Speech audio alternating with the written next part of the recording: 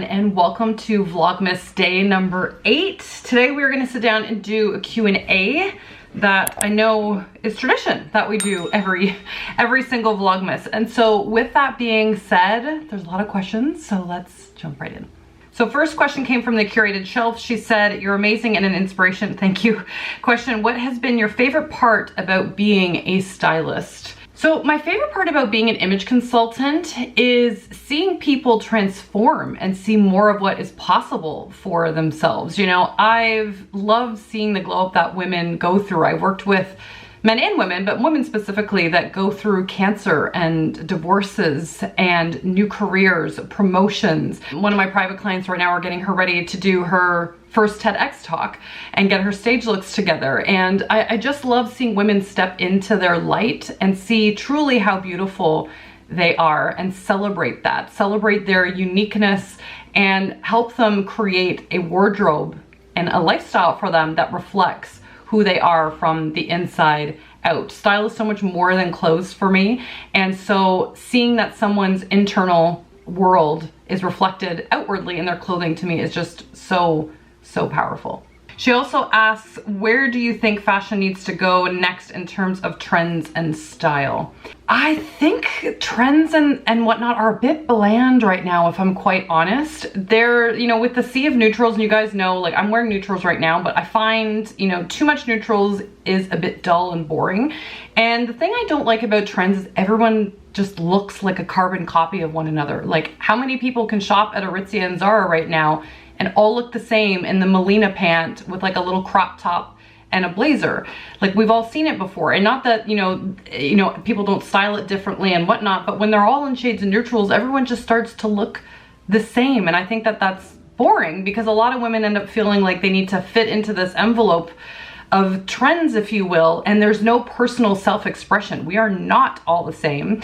And so I personally think that style that is more personalized, that does speak to the individual, where they're going in life, and having a style that reflects your personality, your coloring, your goals, the woman you are becoming, to me is much more powerful and interesting, which is why I think so many women love to watch people like Iris Apfel, for example, who's so colorful, or any icon of style. They were never the major, like, it's not to say that they didn't play in trends, but they were always women that paved their own path. And I think fashion needs more of that, because she's been a little dull lately. She's been a bit dull. Next question came from Anne Marie. She said, who has influenced you the most in your personal development journey? And can you provide an update on your planners? What has worked in keeping your life organized, as well as what breed is Charlie? Okay, so Charlie, first off, is a Maltese. He's a purebred Maltese. Now, Jasmine, one of our last dogs, was also a Maltese, and so between the two of them there is a size range. So Charlie's 5 pounds, which is the smaller range of Maltese, and then Jasmine was on the larger side, and she was closer to 9-10 pounds. But they're a fantastic breed. They have such a great temperament. They do not shed, which is what I love. And as long as, and this is the case with any dog, as long as you treat them well and you train them well, they are fantastic to have around the house. Now, in terms of who's influenced me the most on my personal development journey, I don't feel like there's been one person that stands out. I mean, I would say that Dan Millman wrote this book called The Journey of the Peaceful Warrior. It was one of the very first personal development books I read, along with Jack Canfield's The Success Principles. And I read those books when I was a teen, and I deeply fell in love with personal development. I was actually, aside from being a chiropractor, because that was a career path I wanted, I was looking into becoming a psychologist or therapist of some kind before I jumped into fashion, what my career is now. And I think this is probably why I love blending personal development and fashion together so deeply, because it really interests me as well. But those were two of the dominant, and I also love Tony Robbins. I think I told you guys the story maybe last year or the year before, but Sean and I took one of his weekend seminars, Power Within, is that what it was called, I feel like? And out of 12,000 people, we got chosen randomly to speak to him on the call. It was the craziest and most wonderful experience ever. Like, what are the chances? And I even feel like I manifested that, because I said that to Sean at the beginning of the day. Like, I would so love to be picked by him and get a chance to talk to him on the call. And we did. Like, what? So Tony Robbins is great. Gabby Bernstein, Marianne Williamson, just great novels, like A Course in Miracles I love. I mean, there's so many fantastic people that we can learn from. Ray Dalio is wonderful as well. My coaches that I've hired along the way, Lindsay and Sarah and Amanda Francis and like numerous others, like they are spectacular individuals, and I've learned so many things from them along the way. And so I don't really feel like there's one, because there's always context that we take from learning from one person, one novel, one seminar, and we bring that knowledge to the next thing that we learned. And so the context keeps building over a period of time. And not to mention that, but my mom and dad were also so huge into personal development, my dad especially. And so even from a young age, he always taught my brothers and I to put yourselves out there. Do not be afraid to ask. The worst thing that can happen is somebody says no, but the reward always outweighs the risk. And I found that to be true. And the more I allow myself to grow anyway, the better and better life becomes. And I think that's true for anybody. And then in terms of my planners, I still use, well, last year I was using, I can't remember what it was called. It was a book that I showed you guys on Amazon. And I got away from that. I wasn't enjoying it the same way as I initially was. And so now I've been using a balance between these pages from Curate, what is it called? I always forget the woman's name that does these. I'll find them and I'll link them down below. She also makes these dividers that I'm using. Why can't I remember who this is? Oh wait, hang on. Cloth and Paper is who the individual's name is. I love her dividers and her journal paper. I think they're beautiful. And the other thing that I really love is using my iPad, my mini iPad that I mentioned to you guys earlier in Vlogmas. I have been using this along with the pen that comes, or that you can purchase with it. And I love it for taking coaching notes when I'm with clients, or when I'm putting together programs for Rise Through Style, or any of my programs actually. And I have a digital planner on here as well by Flourish Planner, who I think she posts on YouTube as well. Anyway, they're fantastic. She comes with a bunch of stickers and stuff, and I sort of relay between those two, and I feel very happy with that. Lisette asks, would you all ever consider getting another pet? And the answer to this is yes. Any of you that follow me on Instagram, you might have seen that actually earlier this fall, Sean and I were looking at rescuing a dog, and we had gone to this beautiful rescue farm. Highly recommend any of you look it up, called Dog Tales. It is located in Northern Ontario in King City, I believe. And we had gone to check out a couple of the dogs there, and we were actually toying between two of the dogs that we were going to adopt at that time. But it was also at the time when we were closing our home in Hilton Head. And so a few weeks before, when we were looking at these dogs, we were ready to sign the paperwork, and we realized that because of where these dogs had come from, one was from Israel and the other was from Thailand, that they actually wouldn't be allowed over the border with us for a period of 6 months. And so for that reason, we had to step back, because I didn't want to adopt a dog, have it trying to adjust to a new environment, and then have to give it to someone else to watch while we were gone for 2 weeks, and that mess up their training that they would have, and having someone else deal with the responsibility of a potentially fragile dog that's been shuffled from one new environment, from like the animal rescue, to our house, to then this person's house, and then back to our place. It feels disruptive and not fair to the dog. And so we are going to revisit that in the new year again, because we deeply want to love another animal. Charlie is so social. He loves other animals, and I know he would really love like a sibling. So that's actually something we're very serious about and are going to revisit in the new year. We're very excited about it. Carol asks, I'm coveting your tea hot water machine and teacup for loose tea. What brands are those?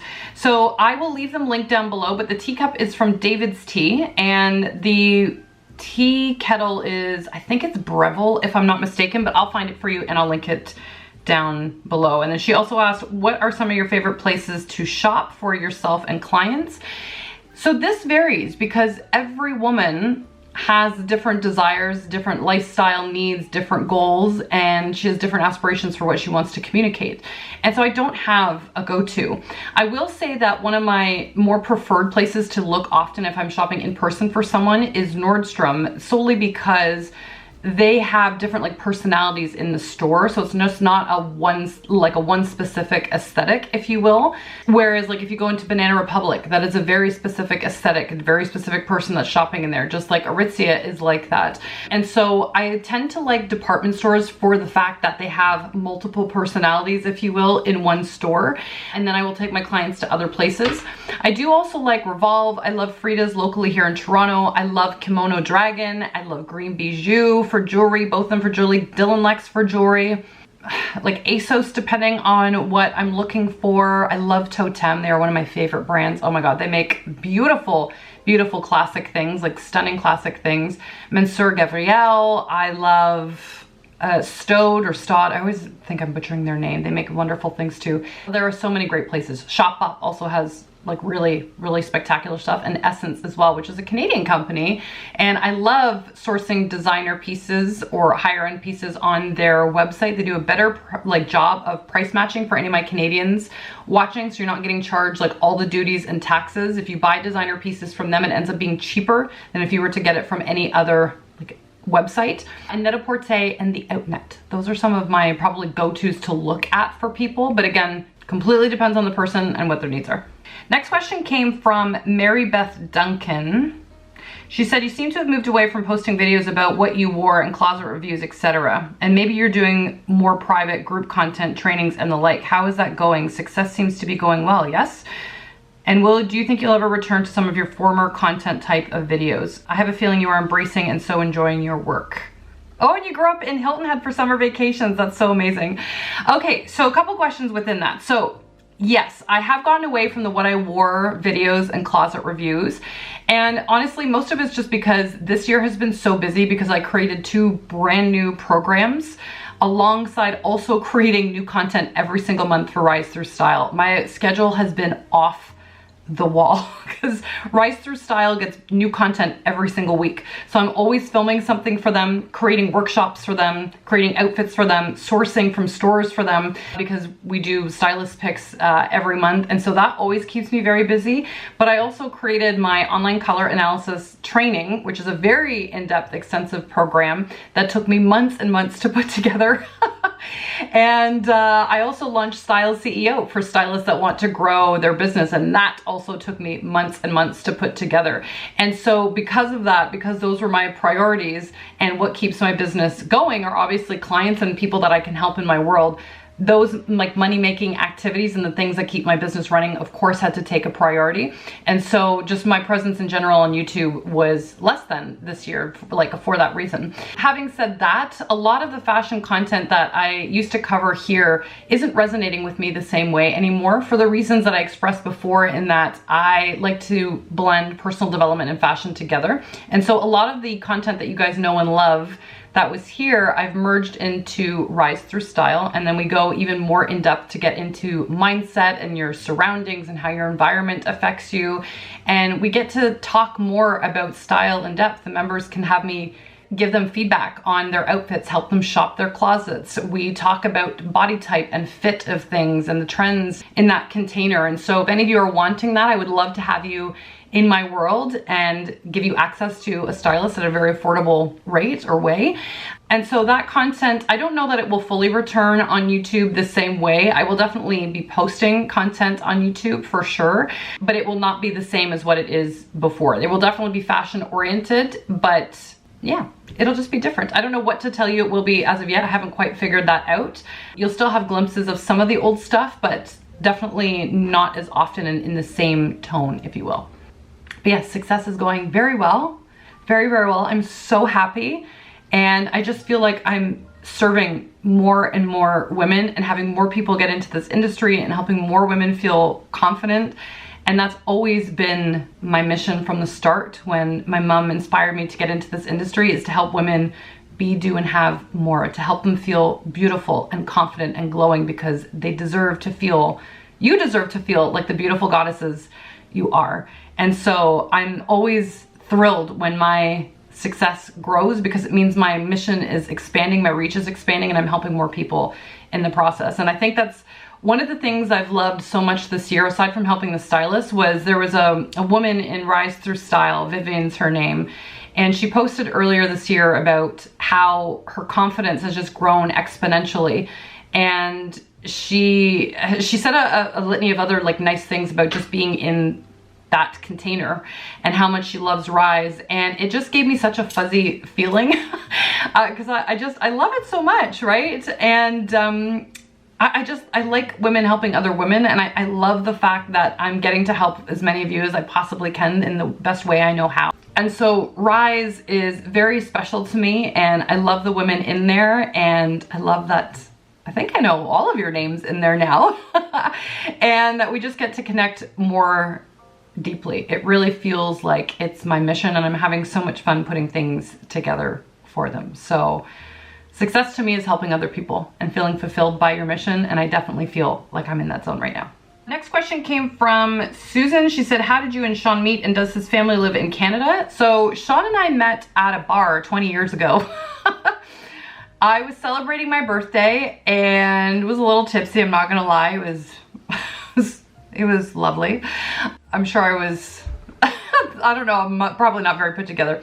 Anyway, I was celebrating my birthday with my girlfriends. Sean walked in that bar in the middle of the evening, and he and I both say that we literally saw each other from across the room, and this is gonna sound so cheesy, but it was literally like the whole room just blurred out, and I could literally just see him and he could just see me, and we both just tried to make our way to one another in the crowd. And I remember going home that night, and my mom, who always waited up if I ever went out, she always waited up at night. I remember getting home that night and I said to my mom, I think I met the guy I'm gonna marry tonight. And she looked at me and probably just thought I'd had too much to drink or something and was like, that's nice, sweetie. Like, I'm glad you had a good time at the bar.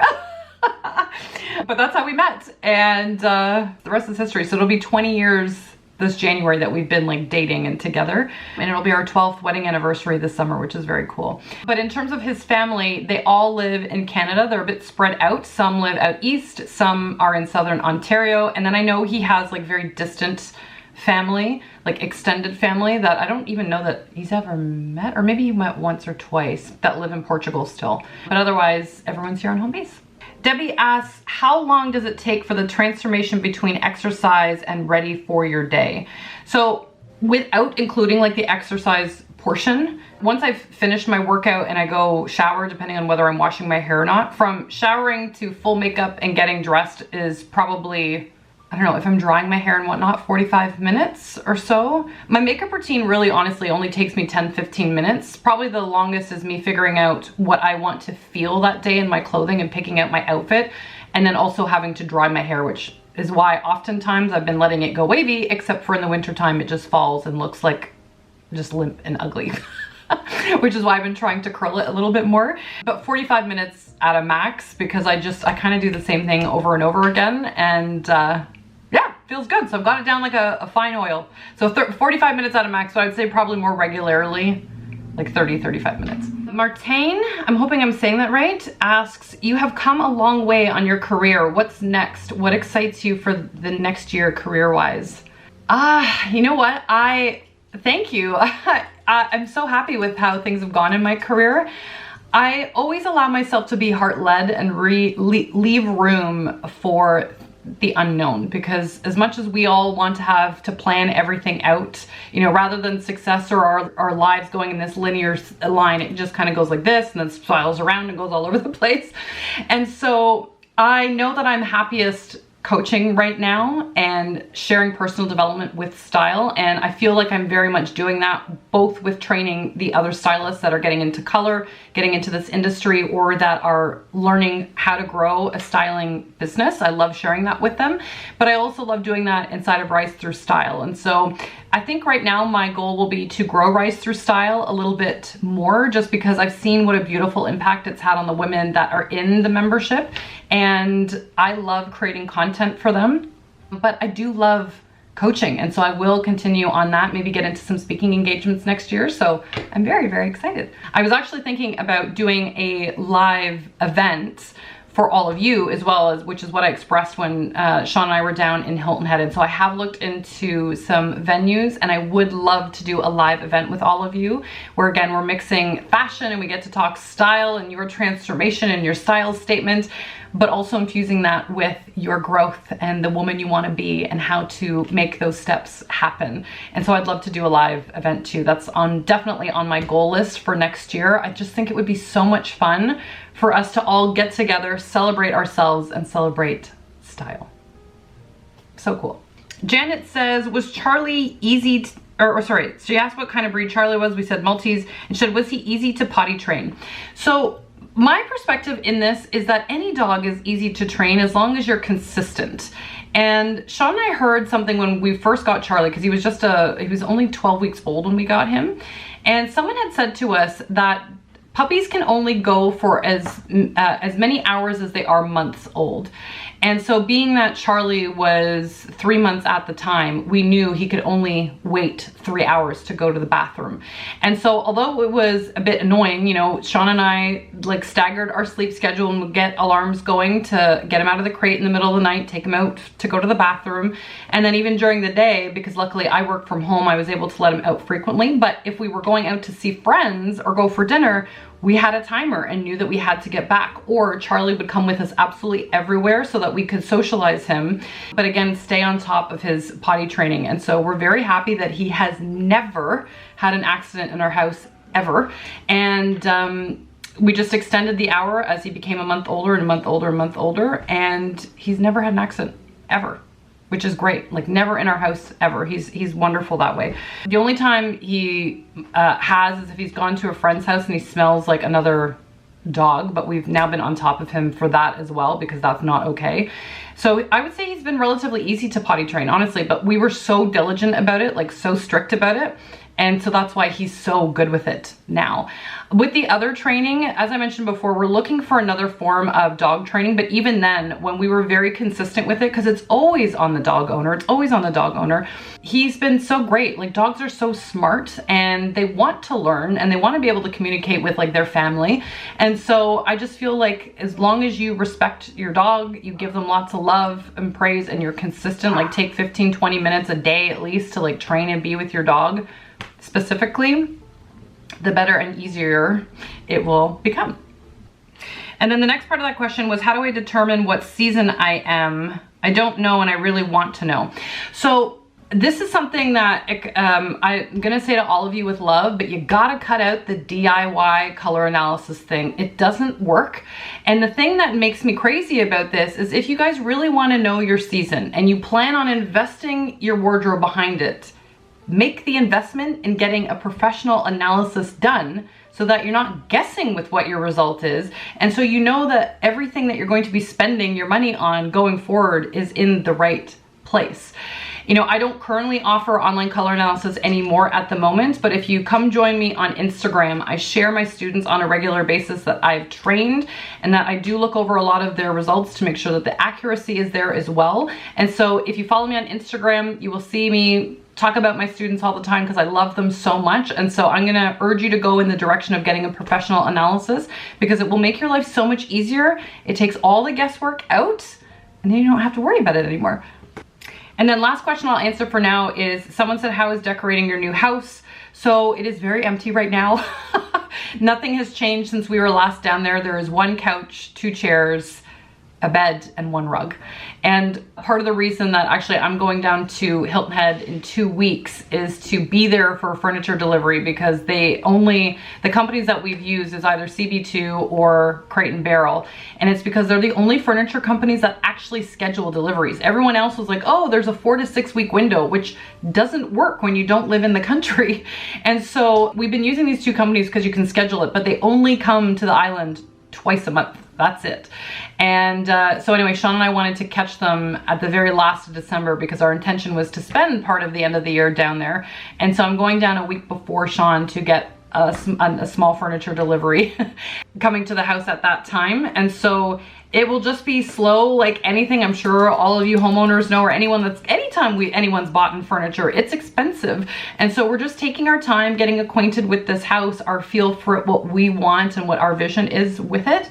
And so we're excited about the process, but slow and steady as we've done with this house that we're in now. There is no rush with it, and we're just wanting to choose things very carefully. But it will be nice to finally have a dining table, because we don't even have that yet. Luckily we have some bar stools at our kitchen counter. But it will be nice to have a dining room table eventually, and just like a few little extras to make the house feel a little bit more full, if you will, but baby steps. And with all that said, because I feel like this vlog is going to be so long now, so thank you for bearing with me if you've stayed with me this long in the Q&A. But for that reason, I'm going to open 2 teas in the next vlog, just because, my goodness, this is probably very long. And so thank you so much for all of your questions. If you guys want to do another Q&A in future, please let me know in the comments down below. I'd be happy to share it with you. Happy to do them with you. Sending you all the love to the moon and back, and I'll catch you in the next video. Bye guys.